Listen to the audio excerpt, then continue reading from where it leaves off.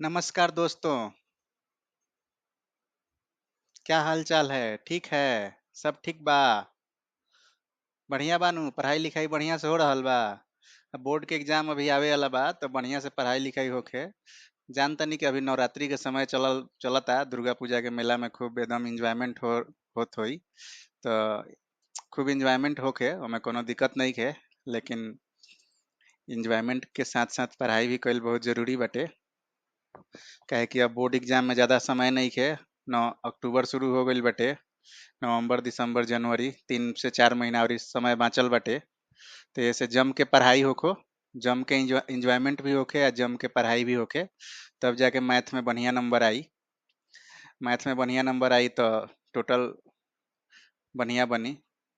ठीक बा, तो ऐसे पढ़ाई जम के होखे। चलिए शुरू करते हैं आज का सेशन हम लोग। अभी बहुपद का सीरीज हम लोग शुरू किए हैं। बहुपद चैप्टर को हम लोग कवर कर रहे हैं, जो कि चैप्टर नंबर 2 है आपका। बिहार बोर्ड का जो टेक्स्ट बुक है आपका, एनसीईआरटी का जो बुक टेक्स्ट बुक है, उसका चैप्टर नंबर 2 है। बहुपद चैप्टर को हम लोग कवर कर रहे हैं। ऑलरेडी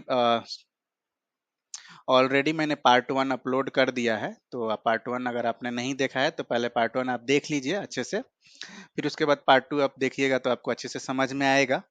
तो आज हम लोग शुरू करते हैं। जैसा कि पार्ट 1 में मैंने फिनिश करते टाइम बताया था कि हम लोग नेक्स्ट पार्ट में रैखिक बहुपद को कवर करेंगे, क्वाड्रेटिक बहुपद देखेंगे, क्यूबिक बहुपद देखेंगे और उसके बाद ज्योमेट्रिकल मीनिंग देखेंगे जीरोथ का, और जीरो निकालना भी सीखेंगे। तो देखते हैं कि आज के सेशन में कहाँ तक कवर करते हैं। अगर पूरा कवर नहीं हुआ तो फिर नेक्स्ट पार्ट में कवर करेंगे। तो अभी सबसे पहले हम लोग देखते हैं आज कि रैखिक बहुपद क्या होता है। ठीक है, रैखिक बहुपद क्या होता है आपका? Linear polynomial. ठीक है, लीनियर पॉलिनोमियल देखते हैं अभी। लीनियर पॉलिनोमियल क्या होता है? तो जैसा कि मैंने आपको स्टैंडर्ड फॉर्म बताया था पी ऑफ एक्स का, कोई भी पॉलिनोमियल अगर है तो उसका स्टैंडर्ड फॉर्म मैंने बताया था एन एक्स का power n minus one, sorry, n x का power n plus n minus one x का power n minus one plus n minus two x x का power n minus two plus, अभी next हम बाद में लिखेंगे। ठीक है, इसके बाद ए वन एक्स का पावर वन प्लस सी। ठीक है, तो ये आपका स्टैंडर्ड फॉर्म होता है।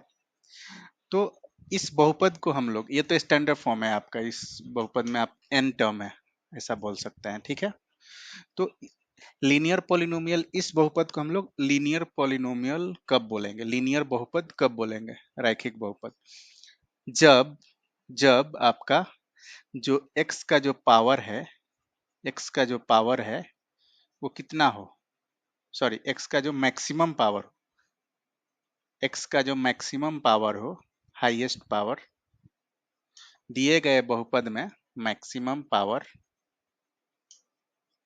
जो हो वो कितना हो, 1 हो। और मैक्सिमम पावर को ही हम लोग क्या बोलते हैं, डिग्री बोलते हैं, घात। तो मतलब अगर आप किसी बहुपद का घात निकालिए, ठीक है, किसी बहुपद का डिग्री निकालिए, अगर वो डिग्री अगर वो डिग्री 1 आता है तो वो जो बहुपद होगा वो कौन सा बहुपद होगा, रैखिक बहुपद होगा। ठीक है, रैखिक बहुपद होगा, लीनियर पॉलिनोमियल। ठीक है, कब, जब आपका उस बहुपद का जो डिग्री है, घात जो है वो कितना हो जाए, 1 हो जाए। जब ऐसा हो जाएगा किसी भी बहुपद में तो वो बहुपद जो हो जाएगा आपका कहलाएगा रैखिक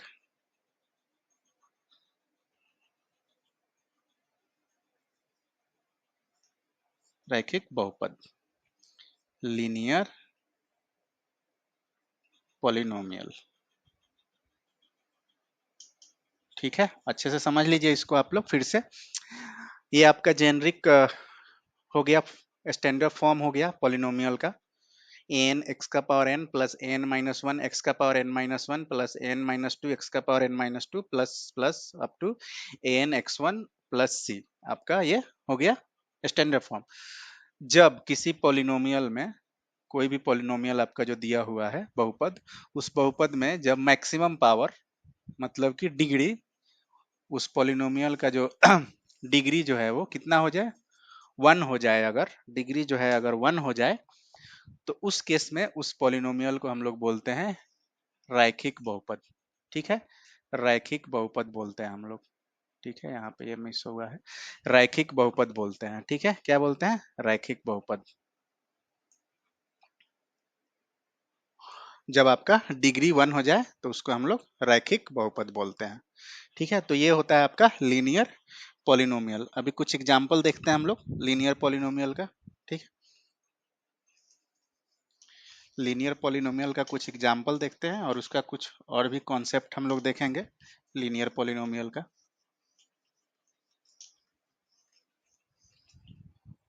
ठीक है,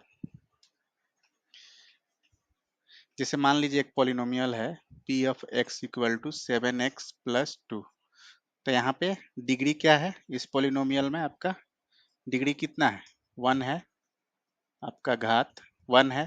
तो ये जो पॉलिनोमियल है पी ऑफ एक्स, इसको हम लोग क्या बोल सकते हैं, लीनियर। ठीक है,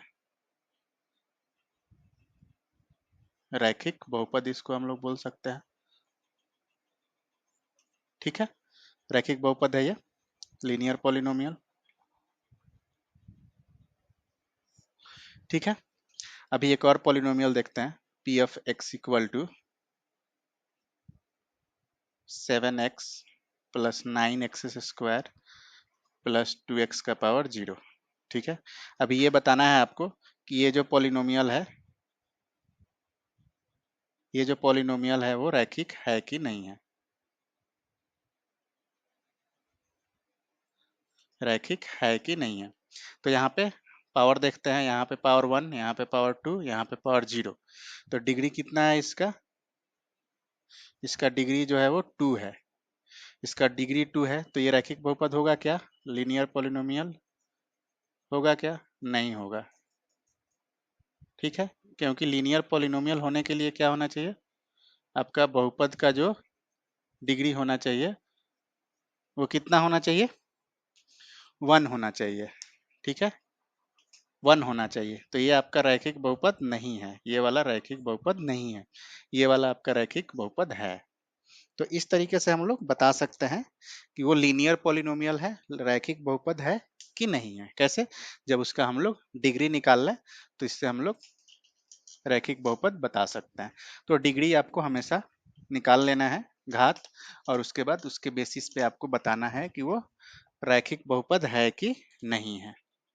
ठीक है, अब इसी में लीनियर पॉलिनोमियल में ही जहाँ पे हम लोग देखे थे आपका standard form p of x equal to a n x का power n plus a n minus one x का power n minus one plus n minus two x का power n minus two plus a one x का power one plus c equal to plus c. ठीक है, ये आपका, अब इसमें ये लीनियर पॉलिनोमियल कब हो जाएगा, जब ये सारा टर्म नहीं रहेगा, यहाँ से यहाँ तक नहीं रहेगा आपका। तो अगर ये टर्म अगर नहीं रहेगा लीनियर पॉलिनोमियल में, क्योंकि यहाँ पे सब एक्स का पावर कितना है, एन है, एन माइनस वन है, एन माइनस टू है, अगर इतना हम लोग कंसीडर करेंगे इसमें, तो ये पॉलिनोमियल कैसे लिखाएगा, ए वन एक्स का पावर वन प्लस सी। तो इस पॉलिनोमियल का जो डिग्री है, इसका जो डिग्री है घात आपका वो कितना है, वन है। ठीक है, क्योंकि एक्स का पावर यहाँ पे मैक्सिमम एक्स का पावर कितना है, वन है। तो इस पॉलिनोमियल को हम लोग बोल सकते हैं ए वन एक्स प्लस सी को क्या बोल सकते हैं, रैखिक बहुपद। ठीक है, रैखिक बहुपद बोल सकते हैं लीनियर पॉलिनोमियल। और इसको हम लोग बोल सकते हैं कि ये स्टैंडर्ड इक्वेशन है। ठीक है, स्टैंडर्ड इक्वेशन है आपका, किसका, पॉलिनोमियल का। या स्टैंडर्ड फॉर्म बोल सकते हैं, सॉरी इक्वेशन की जगह बोल सकते हैं कि स्टैंडर्ड फॉर्म है। ठीक है, स्टैंडर्ड फॉर्म जेनरिक फॉर्म है, मतलब कि ए का वैल्यू अब यहाँ पे कुछ भी हो सकता है और सी का वैल्यू कांस्टेंट रहेगा, वो भी कुछ भी हो सकता है। ठीक है, जैसे कि मान लीजिए यहाँ पे a1 के जगह a लिख देते हैं, p of x equal to a x plus c. ठीक है, अब यहाँ पे a का वैल्यू कुछ भी हो सकता है, 1 2 3 4 -1 2, बट यहाँ पे एक चीज ध्यान रखिएगा, a डजेंट इक्वल टू 0, मतलब a जो है वो 0 नहीं होगा। ये सब कुछ हो जाएगा, ये जो है a का वैल्यू बाकी सब चीज तो होगा, बट a 0 नहीं होगा। क्यों नहीं होगा? क्योंकि अगर a 0 हो जाता है, मान लीजिए अगर a 0 हो जाएगा, अगर a 0 हो जाएगा तो आपका ये वाला टर्म ही गायब हो जाएगा। ठीक है, तो p ऑफ x कैसे लिखाएगा जब a 0 हो जाएगा? तो 0 इंटू एक्स प्लस सी, तो p ऑफ x क्या हो जाएगा? c हो जाएगा। अब यहाँ पे x का पावर कितना है? 0 हो जाएगा, तो इसका यहाँ पे डिग्री कितना है अगर देखा जाए तो?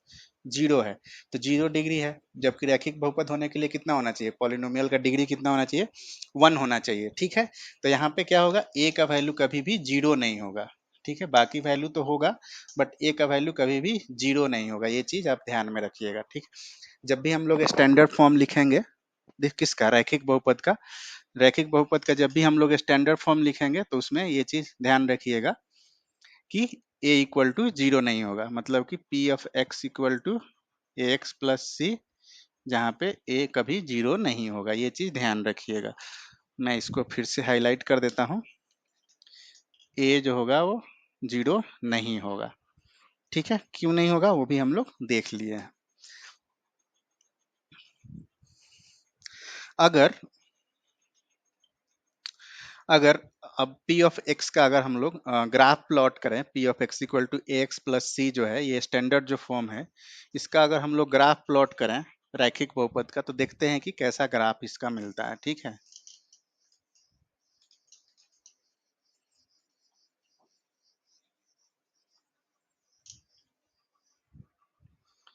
अगर रैखिक बहुपद का हम लोग ग्राफ अगर प्लॉट करेंगे तो देखते हैं कि ग्राफ से हम लोगों को क्या इंफॉर्मेशन मिलता है। तो p of x equal to क्या आ गया? ए एक्स प्लस सी, जहाँ पे a डजेंट इक्वल टू 0।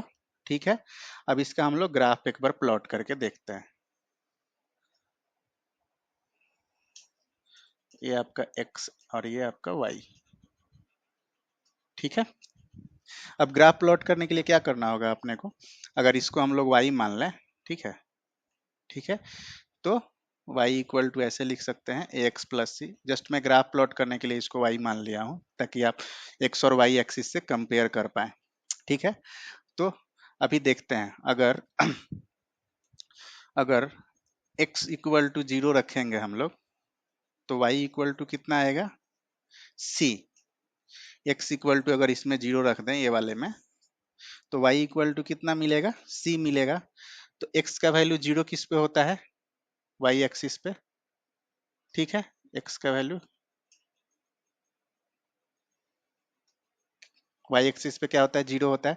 सी को मान लेते हैं अभी के लिए कि यहाँ पे पॉजिटिव है। ठीक है, निगेटिव भी हो सकता है, बट अभी के लिए मान के चलते हैं कि सी का वैल्यू पॉजिटिव है। तो आपका जो पॉइंट है, जब एक्स का वैल्यू 0 तो वाई का वैल्यू सी, तो पॉइंट क्या मिला आपका? 0 सी। तो 0 सी पॉइंट कहाँ पे होगा? इधर कहीं पे होगा। ठीक है, यहाँ पे आपका एक्स का वैल्यू 0 हो जाएगा और ये आपका C हो जाएगा, यहाँ से यहाँ तक C। अब C का वैल्यू कुछ भी हो सकता है पॉजिटिव में, 1 2 3 4 5 6 7 8 9 10 इस टाइप का। ठीक है, तो अभी हम लोग उसको C मान के चल रहे हैं, तो यहाँ पे आपका ये पॉइंट C मिल गया। ठीक है, इसी तरीके से जब y का वैल्यू 0 करेंगे, y का वैल्यू 0 कहाँ मिलेगा हम लोगों को? y का वैल्यू 0 किस पे मिलता है? x एक्सिस पे y का वैल्यू क्या होता है? x एक्सिस पे y का वैल्यू 0 हो जाएगा। तो जब y का वैल्यू 0 रखेंगे तो x का वैल्यू देखते हैं क्या आता है? A x plus c. तो a x plus c equal to 0, a x equal to minus c, c को इस साइड लाएंगे। ठीक है, तो x इक्वल टू यहाँ से आ गया माइनस सी अपॉन में a। तो ये भी एक क्या आएगा? कांस्टेंट आएगा। और इसका वैल्यू क्या आएगा, निगेटिव आएगा। डिपेंड करेगा कि सी का वैल्यू क्या है। तो सी का वैल्यू हम लोग पॉजिटिव लेके अभी चल रहे हैं अभी के लिए, बट वो निगेटिव पॉजिटिव दोनों में से कुछ भी हो सकता है, बट अभी पॉजिटिव लेके चल रहे हैं, यहाँ पे पॉजिटिव लिए हैं। तो अब ए के वैल्यू पे डिपेंड करेगा कि ए क्या है, ए निगेटिव है कि पॉजिटिव है। तो ए को भी हम लोग मान के चलते हैं कि पॉजिटिव है अभी के लिए, ठीक है। ए को भी हम लोग पॉजिटिव मान के चल रहे हैं। तो एक्स का वैल्यू कितना आ गया, माइनस सी अपॉन में ए। कब, जब वाई का वैल्यू जीरो है। तो x का वैल्यू माइनस सी अपॉन में है। तो x का वैल्यू माइनस में इस साइड में कहीं पे होगा अपना, क्योंकि इधर तो आपका x पॉजिटिव है और इधर x नेगेटिव, इधर y पॉजिटिव, इधर y नेगेटिव, ठीक है। तो यहाँ पे आपका माइनस सी अपॉन में a कोमा जीरो, ये वाला पॉइंट मिल जाएगा। x एक्सिस पे पूरा y जीरो और x का वैल्यू कितना आया, माइनस सी अपॉन में। तो अगर हम लोग देखें तो इस दोनों अगर पॉइंट को मिला दें हम लोग, ठीक है, इस दोनों पॉइंट को अगर मिला दें हम लोग, तो आप देख पा रहे हैं कि यहाँ से ये एक सरल रेखा अपने को मिल रहा है। तो जो रैखिक बहुपद जो होता है उसका ज्योमेट्रिकल मीनिंग ये आप बोल सकते हैं कि रैखिक बहुपद जो होगा उसका जब हम लोग ग्राफ प्लॉट जब करेंगे तो वो एक क्या मिलेगा, सरल रेखा मिलेगा, स्ट्रेट लाइन, ठीक है। अब इसका हम लोग जीरो देखेंगे कि जीरो कैसे निकालते हैं, शून्यक। मैं सोच रहा हूँ कि हाँ शून्यक यहीं पे कवर कर देता हूँ, शून्यक निकालने का, कि शून्यक कैसे निकालते हैं हम लोग। और सेम कॉन्सेप्ट को हम लोग अप्लाई करेंगे क्वाड्रेटिक इक्वेशन में एंड क्यूबिक पॉलिनोमियल में। अलग से जीरो के लिए, अलग से शून्य के लिए सेशन नहीं लेते हैं, यहीं पे कवर करते हैं, ताकि मैंने ऑलरेडी ग्राफ प्लॉट कर दिया है तो यहाँ पे आपको शून्यक इजिली समझ में आ जाएगा। तो अभी देखते हैं कि शून्यक क्या होता है और शून्यक कैसे निकालते हैं रैखिक बहुपद का, ठीक है।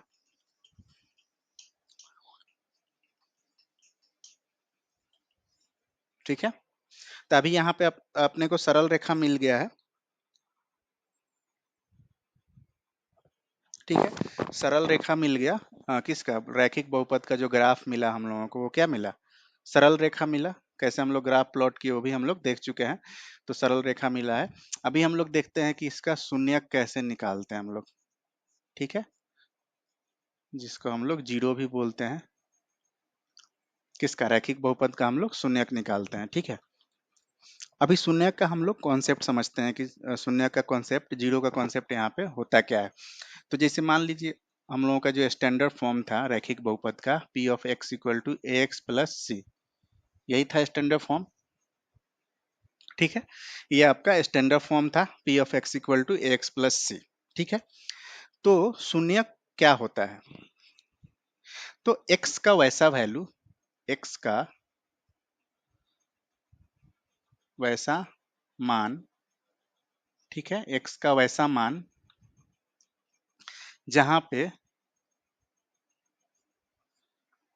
जहां पे पी ऑफ एक्स जो हो जाए वो क्या हो जाए, जीरो हो जाए। मतलब कि इसमें x का वैल्यू हम लोग ऐसा रखें जिससे कि p ऑफ x क्या हो जाए, जीरो हो जाए। तो ऐसे x के वैल्यू को हम लोग क्या बोलते हैं, शून्यक बोलते हैं, जीरो बोलते हैं। तो शून्यक में कुछ नहीं करना है आपको, शून्यक मतलब आपको x का वैल्यू निकालना है।